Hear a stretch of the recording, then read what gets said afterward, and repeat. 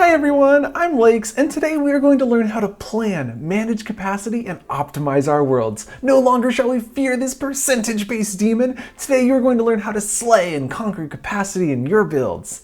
If you've already started building, no worries, loads of tips on optimization coming up. But the first thing we need to think about when starting creation is capacity. With only 3,000 objects, it's imperative we plan accordingly. This starts with grayboxing. Grayboxing is the process of laying out basic shapes to represent your world. This allows you to plan the size and feel of your world without detail. Feel comfortable throwing down colors, but keep objects at a minimum. Start with hard-edged shapes like the cube or pyramid, or even a perfect unstretched sphere. More on that in a minute. Also, make sure your world feels right, and be careful with this. In VR, it is easy to make something way too big, so during the grayboxing stage, you really want to nail down the height and spacing. Also consider how people will find each other in your world. Remember that often people are exploring to engage with others. If your world is too large or disjointed, users will often leave before taking the time to really enjoy the experience you've created. I'd also encourage you to start thinking about the number of people you want in your world. It's easy to say 32, but many experiences are actually better with less. If you do decide on 32 player cap, you'll need to be more conscious of how you create a rich experience with limited geometric and simulation capacity. Probably centered around the users in the world, not necessarily the world itself. Think of hangout spaces or event worlds like scripting office hours. Whereas if you want to build an engaging space, you may want to target 10 to 16 players. I find this number is the sweet spot. You get a decent amount of geometric and simulation complexity without sacrificing on the number of players. This graph, which is accurate as of the time of this recording, shows how the number of players consumes your simulation and geometric complexity. It's interesting because the first 12 players consume complexity faster than the last half. With that in mind, I've also seen a lot of awesome 4 to 8 player worlds that use up every ounce of capacity to create great small group experiences. Okay, it's time we talk about that capacity meter. I've got my world set to 14 players, lightly gray boxed, but I'm already running out of space. Why is that? This really comes down to avatars. Every person in your world can support comes with a large number of geometric surfaces. That's to say, there are a lot of triangles to make up an avatar, and our headset can only handle so many of these. So our capacity meter is assuming your world is full of the number of people you have specified. In my experience, this takes a bit of time to become comfortable with, but after a few worlds, you're going to feel comfortable with the way the capacity meter works. For those looking at hosting high player count worlds, let's briefly talk about geometric surfaces. You're likely looking at a geometric complexity that isn't going to allow you to build with a full 3,000 objects, but we can maximize this by using pyramids, cubes, and surprisingly, spheres. These objects are made up of the fewest number of triangles, with the pyramid being the lowest of them all, and the uniformly scaled sphere being calculated with math rather than triangles. As of the time of this recording, we calculated the following number of objects translated to 1% geometric complexity. This means in some cases you can get 2 times more shapes by using one of the higher count options like the ramp, pyramid, cube, cone, cylinder, and sphere. Looking at this data another way, you can see that if we had 3,000 of each of these objects, some of the higher capacity ones use up more than 100% geometric complexity, and that's not even taking into consideration the geometric cost of players. As a really good example of this, here you can see Oculos started swapping out soft cubes for standard cubes. He was able to add 4 more players to Club 1 by doing this. Absolutely incredible. The fact that you can have 2 standard cubes for 1 soft cube goes a really long way in your optimization journey. But this isn't where our conversation on hard versus soft shapes end. We will come back to this again. What counts as an object? Well, everything actually. A gizmo, shape, sound, each one counts towards your total objects. Even creating a grouping adds an additional object. That's to say, 2 cubes grouped together equals 3 objects. Please note, the scale of an object does not change the count towards the capacity meter. The first thing you should consider doing is ungrouping any static objects, like all of these plants we imported from an asset pack. Now that we've ungrouped them, we have essentially gained 1 object from each ungrouping. This may not seem like much, but these razor-thin gains can add up quite quickly. Now from the scripting side of things, recently I was working on an AI that moves around in various directions. To do this, I had created about 64 Raycasts. This really ate at my world's capacity. Look at how just 8 of these flying creatures cost more than 25% object capacity. Fortunately, there is a code block called Raycast with overrides. Using this, I can input a specific position and rotation, and now I only need 1 Raycast gizmo to do the work of 64. Looking at the final version, you can see 8 of these bees choose random directions while avoiding solid objects, and all while only using 1 Raycast. That's over 500 objects saved. And you'll definitely want to use this in your worlds. Here's an easy example. From a script gizmo, we'll make a simple splash effect.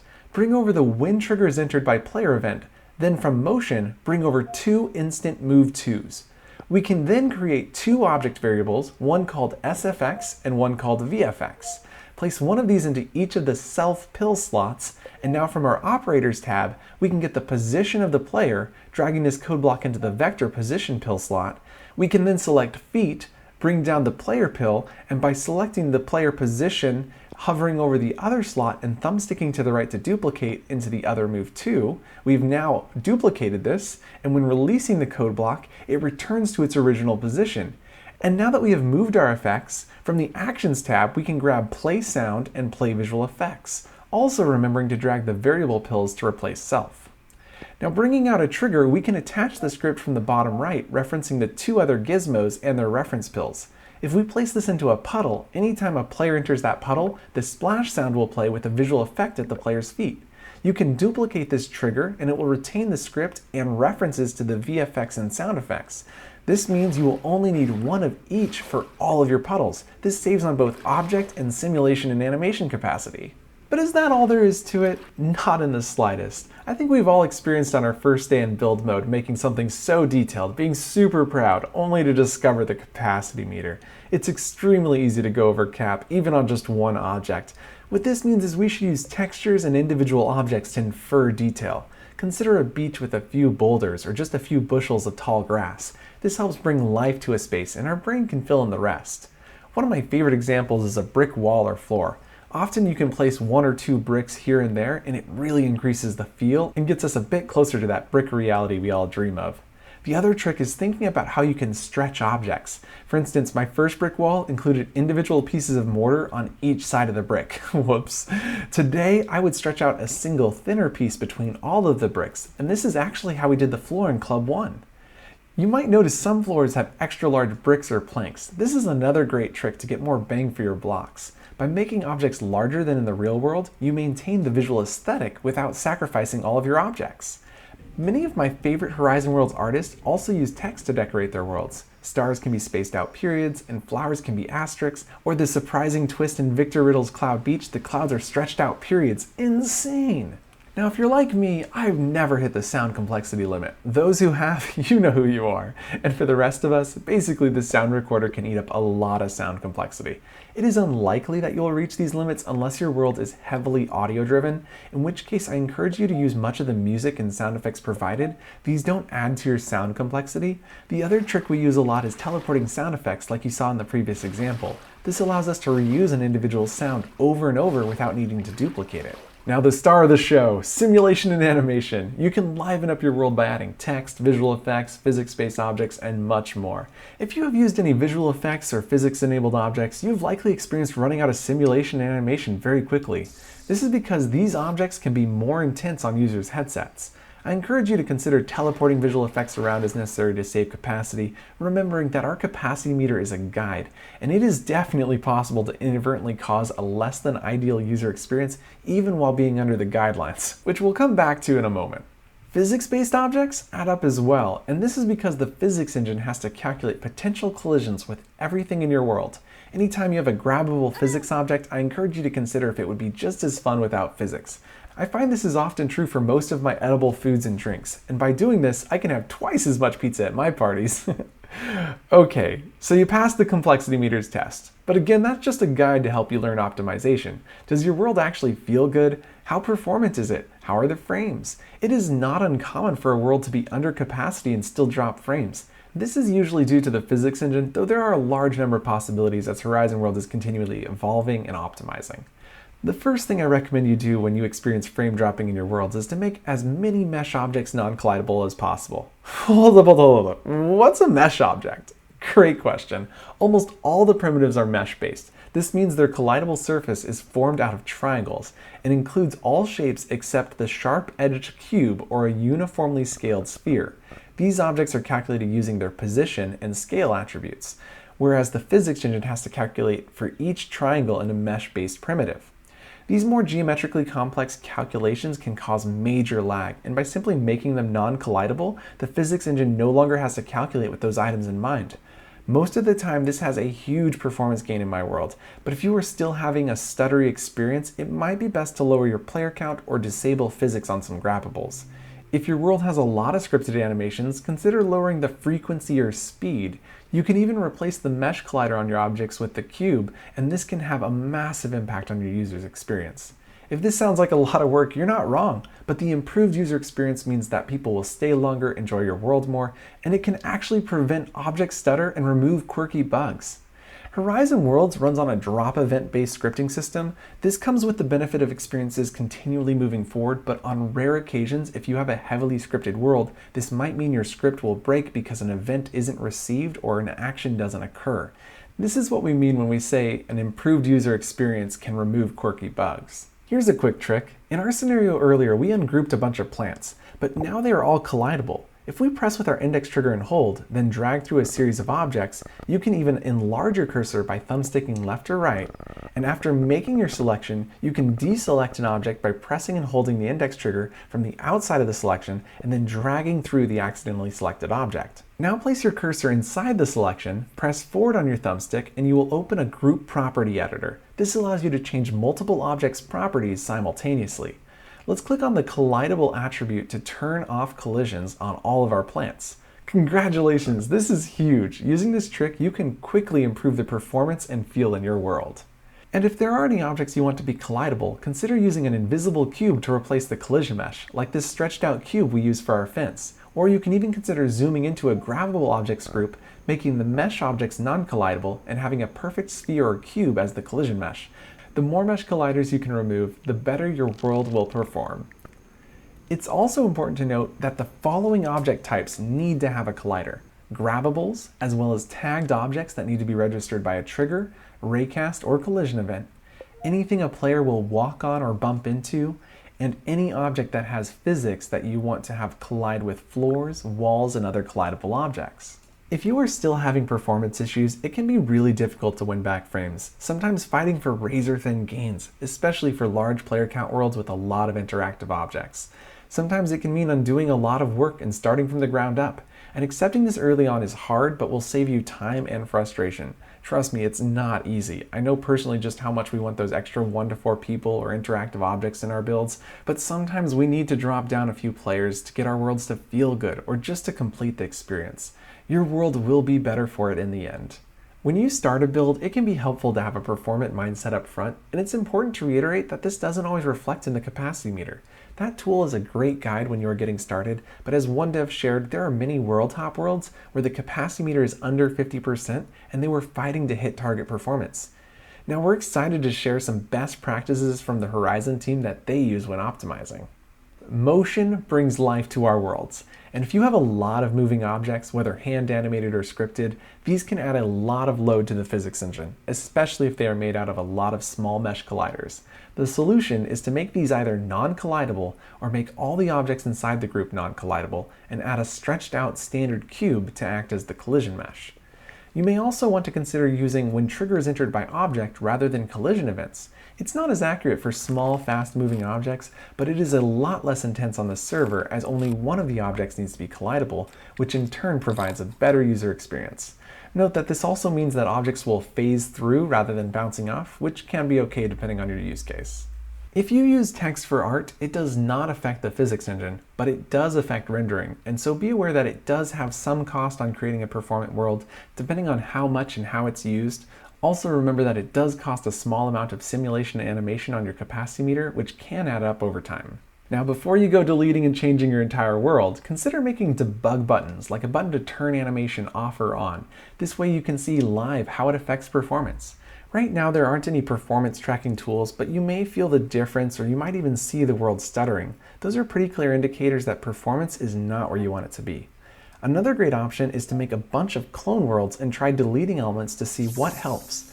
This is great because it can help you get to the root of an issue, and in some cases is easier than creating debug tools. This also helps prevent you from optimizing things that are not actually part of the problem. If you have any script manager objects, this is to say an object that's running a script but not interactive or animated, be sure to make these non-collidable, non-visible, and turn animation off. This gets turned on automatically when a script is attached or the script object is referenced. Another way to get better performance in our scripts is to have their update loops slightly lengthened to lower the amount of events called on the server. As an example, from half a second to 1 second, or even up to 10 seconds depending on the use case. You'll also want to stop running update loops when you no longer need them. You can use the cancel sending with delay code block or a Boolean variable like canLoop, which can be set to true or false by specific events. Consider an index trigger being held down and then released. To use the Boolean, you place it in an if control code block, and the nested events will only run while the Boolean is true. Previously, we talked about teleporting an object around to save on our capacity meter, but what if we need multiple to go off simultaneously? In that case, we should consider object pooling. This is where you create a group of visual effects or other objects, perhaps one per player, or however many you need to happen simultaneously. You can then call them as needed. If anyone is interested in this topic, make sure to comment so we know and can look into making a tutorial that goes deeper on the subject. In fact, we actually have something similar in the Learn Hub under Intro to Scripting. We create a pool of spawn points, and when a player is hit, it selects one at random to respawn the player to. Definitely check that out if you're interested in object pooling. The main difference is that you'd want to iterate through the pool object list rather than choosing one at random. This is where you set iterator to +1 to keep progressing through the items in order. Also consider that the pool size should be based on how many are going to be active at any given time, i.e. 4 players splash in separate puddles, or do a large group of 12 players all jump into a lake simultaneously. Also worth noting that while each script object has its own capacity percentage, it does not have an effect on frame rate or the capacity meter. Each script block counts as one object and that's it. The animation cost comes from the use of visual effects, other gizmos, interactive objects, and the events you're running on that script. When finishing up your world, remember that all geometry has a cost. If you have any hidden assets or art palettes, when you are just about done with the world, you'll definitely want to remove these. Consider cloning your world beforehand so you still have a copy of those assets. Any geometry outside of the viewer's sight can be removed. Asset pack floors or large vistas off in the background that can be made non-collidable. You can also flatten background geometry like hills to reduce the vertex count. Note that this is a razor-thin gain, likely not something that's necessary, but it can improve frame rate in some cases. Also ask yourself, will this design work with fewer objects? 1 tree rather than 3, or 1 branch rather than 2? You may also want to reduce the amount of glow objects if there's a lot of dynamics. It's another razor-thin gain, so don't worry too much when designing, but if you are fighting for the last little bit to improve user experience at the end, it may help to delete or move light-emitting objects around. And remember, you can always try deleting them to see if it improves and then revert back. In fact, if you haven't been to facebook.com/facebookhorizon/creations, check this website out. This place allows you to see visit count, change world name and description, as well as reverting to one of the many backups that are automatically saved while you build. Now, if all of this doesn't help, you may just need to cut back on players or polish like VFX, trail effects, other detailed pieces of art. This can be extremely painful to do, but when creating a performant world, it's important to remember that users will stay longer if they are having a good experience. And you will enjoy the world more if you're having a good experience. It is well worth the effort to make our worlds perform better. Now, I know most of us are still struggling with the capacity meter, so when starting a build, I like to overestimate the number of players to have some wiggle room later when I do reach capacity. If you are an artist, consider creating a cache of 100 to 300 objects in your world. You can always come down later to delete them, or even use them to finish your builds. Last, don't be afraid to leave things in a gray box-like state. If it's not a main focal point, maybe it doesn't need to be detailed. For example, if you have a brilliant front door that everyone enters, amazing, but maybe the back door isn't used as much and can remain just a few objects. Another huge creation tip is to focus on your experience and mechanics first. Do art last. This allows you to really know how much capacity is left at the end. And if you need to make a major revision, you don't get caught feeling like you need to keep something just because a ton of hours were already spent on it. I can't tell you the number of times I had to throw hours of work down the drain to do what was right for the user's experience. If you really have to do art early on, consider just painting styles on your gray boxed world or having an artistic corner to plan aesthetics. And my last tip to you is to think about how individual objects can make a huge impact on visual appeal. Often you don't need to combine as many objects as you think to make the world feel great. And to be honest, we are our own worst critics. Something you might not love may be revolutionary to one of your future visitors. Thank you all so much for joining me on this capacity journey. Please feel free to leave your questions, feedback, and tips you've learned along the way in the comments. Be sure to explore Horizon and all the worlds by this amazing community. We are so grateful to all of you for making our explorations and experiences incredible. We'll see you in Horizon. Bye! confetti in the pool. Jump and throw some confetti in the pool. Woo! Awesome. And that's it. Thank you guys so much for coming to our 4-second film shoot. Wow.